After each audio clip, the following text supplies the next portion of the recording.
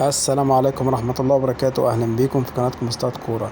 هنسمع دلوقتي ميدو منفعل جدا على ثروت سويلم بسبب أزمة نادي بيراميدز واتحاد الكورة. نسمع ميدو هيقول ايه ونرجع تاني لحضراتكم، انتظرونا. النهارده ارجعوا لي للتصريحات يا جماعه، انا ما شفتهاش في حته. ايه دخل رابطه الانديه؟ هو هنا اللي هو ثروت سويلم بيتكلم بصفته عضو في رابطه الانديه، صح يا جماعه ولا انا في حاجه انا مش فاهمها؟ قولوا لي. بيقول لك من كتب بيان بيراميدز هو احد العاملين في النادي ولا يدرك ما كتبه. طب ما طبيعي يا استاذ ثروت ان اللي يكتب البيان يكون موظف في النادي، البريس اوفيسر، المسؤول عن الاعلام، ايا كان مين. نكمل. ده الكلام يعني اللي بالراحه، ده الايه اللي هو الايه اللي بالراحه. يريد ايصال رساله لملاك النادي اللي هم طبعا الناس الاماراتيين، المستثمرين الاماراتيين، اننا نتحدث ونحارب ويريدون اثبات انهم رجاله ويستطيعون مهاجمه اتحاد الكره ورابطه الانديه. الله، ايه يا جماعه؟ هو النهارده اللي بيعمل شغله، النهارده اللي بيعمل شغله وبيطالب بحقوق المكان اللي بيشتغل فيه، يبقى عايز يعمل فيها راجل؟ النهارده تاني اللي بيعمل شغله، الساده الشباب اللي موجودين في بيراميدز اللي بيشوفوا حقوقهم فين وبيحاربوا عليها، زيهم على فكره زي الاهلي، زيهم زي الزمالك، زيهم زي كل الانديه، يبقى عايز يعمل فيها راجل وعايز يبين للملاك ان هو بيشتغل. طب ايه رايك بقى ان الناس كلها اللي في مصر هنا ما بيتحركوش الا باوامر من الملاك؟ وده انا عارفه كويس. وان الناس دي شغاله، لا ده بيتحرك من غير علم ده، والعكس صحيح.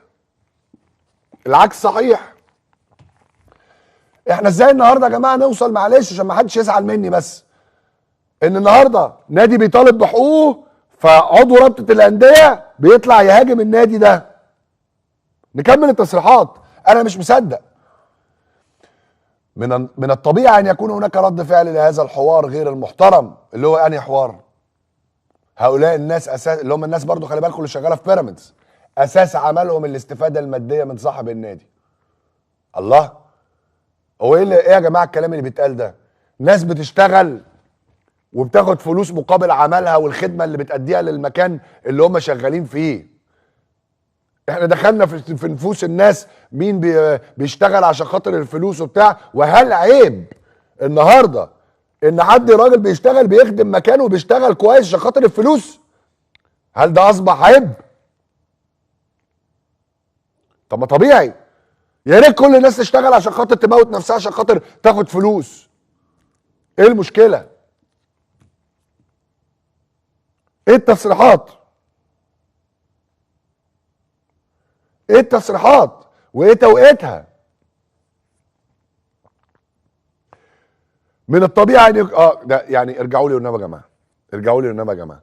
انا ضد هذه التصريحات، واعتبر هذه التصريحات ضغط وارهاب على بيراميدز وعلى اداره بيراميدز في عز منافستهم بشراسه على لقب الدوري الممتاز، ومحاوله هذه التصريحات من عضو رابطه الانديه اللي هو ثروت سويلم، محاوله لاخافه بيراميدز ووضعهم تحت ضغط في عز منافستهم على بطوله الدوري الممتاز.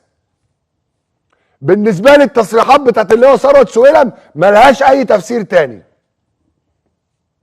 ده ارهاب لاي حد يجرؤ بس او تسول له نفسه انه ينافس على الدوري. اوعى تفكر تنافس على الدوري، هتشوف الويل، وهتهمك انك راجل بتاع فلوس، وهتهمك انك راجل مصلحجي، وهتهمك انك راجل ما يهمكش الا ان انت تبين لملاك للناس اللي انت شغال معاهم ان انت راجل. الله، ده انت بتفكر بقى تنافس الاهلي والزمالك على الدوري. انت فاكر نفسك مين؟ انت فاكر نفسك مين يا بيراميدز؟ انت ولا حاجه، انت ولا حاجه. ازاي تفكر وتجرؤ انك تنافس على الدوري؟ خد اهو، دي معنى تصريحات ثروت سويلم. خد، انت مين؟ انت هتعمل لي فيها راجل وتطالب لي بحقوقك؟ انت جاي هنا مصر تصرف لي فلوس وتوزعها يمين وشمال وعايز تكسب بطولات وتعلم علينا؟ والله والله والله ان هذه هي عقلية بعض المسؤولين عن نظام كرة القدم في مصر. وبحلف لكم والله ان في بعض المسؤولين عن ملف كرة القدم في مصر عايزين بيراميدز يبقوا مثل لاي حد تسول له نفسه ان هو يفكر انه ينافس الاهلي والزمالك.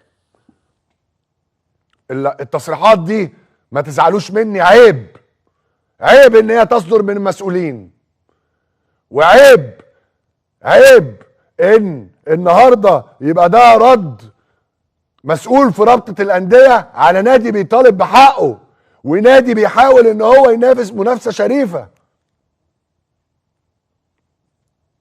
ايه في ايه الارهاب ده؟ ايه الكورة دي؟ هي دي الكورة وهي دي الرياضة؟ هي دي الكورة؟ اي حد يفكر يبقى جامد وينافس يتعرض لحرب بالشكل ده؟ ايه في ايه يا جماعة؟ ايه ده؟ المفروض ان احنا بنجذب وبنخلق وبنوفر مناخ صحي للمستثمرين الاجانب ان هم يجوا يستثمروا في كرة القدم في مصر. والنهارده بدل ما احنا بنعمل كده احنا بنطفش الناس. يا جماعه اوعى تفكر تستثمر في الكوره في مصر، اجري، هنحاربك. وانت فاكر نفسك احسن من غيرك؟ هنحاربك. النظام لازم يبقى كما هو عليه. هذا لسان صدقوني بعض المسؤولين عن كرة القدم في مصر. وعموما انتوا عارفين ايه اللي موهبة، انتوا عارفين ايه اللي موهبة. للأسف مجاملات لبعض الأندية على حساب أندية أخرى من خلال الظهور الإعلامي الغير محسوب. يعني اللي هو ثروت سويلم لسه نادي الزمالك مشتكيه من 3-4 ايام بسبب تصريحاته الإعلامية. المفروض النهارده أي حد ما يخشش خناقة دلوقتي، بالذات لما تكون خناقة مش بتاعتي. إنما أخش خناقة مش بتاعتي وأنا لسه نادي الزمالك عامل شكوى فيا من 3-4 ايام، لازم يكون في وقفة.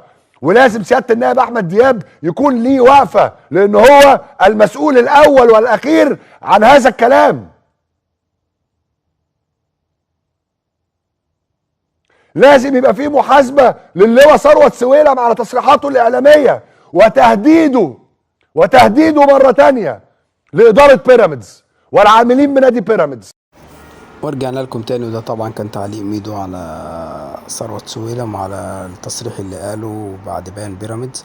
طبعا ميدو كان منفعل جدا وهاجم ثروت سويلم وقال طبعا ان اتحاد الكورة بيهاجم النادي اللي هو منافس للنادي الاهلي، وعايز طبعا ياخد اجراء ضد نادي بيراميدز اللي هو المنافس الوحيد للنادي الاهلي دلوقتي في الدوري. فطبعا ميدو كان منفعل جدا، لان طبعا بيراميدز بينافس الاهلي دلوقتي على بطولة الدوري، فميدو طبعا مش عاوز ان الاهلي حتى ياخد البطولة. فطبعا هو لازم يحط الاهلي في جملة مفيدة. احنا مالنا الاهلي ماله من مشكلة اتحاد الكورة ونادي بيراميدز؟ ايه اللي دخل الاهلي في الموضوع؟ المشكلة بين سموحة وبيراميدز واتحاد الكورة. انت دخلت الاهلي في جملة مفيدة عشان هتطلع بطل قدام الزملكاوية. طبعا ده كان كلام ميدو تصريحه، والانفعال اللي على ثروت سويلم رئيس اتحاد الرابطة. فطبعا كان جدا منفعل جدا ميدو، أكن النادي اللي هو بيدافع عنه ده نادي الزمالك. فحضراتكم سمعتوا طبعا تصريح ميدو، كلامه وانفعاله، ودلوقتي على ثروت سويلم وكلامه. يا ريت حضراتكم ما تنسوناش تكتبوا لنا في الكومنتات رأيكم على الكلام اللي سمعتوه من ميدو ضد ثروت سويلم، وهل كلامه صح ولا غلط. اكتبوا لنا رأيكم في الكومنتات، وما تنسوش تشتركوا في القناة عشان يصلكم كل جديد. قناتكم استاد كورة، والسلام عليكم.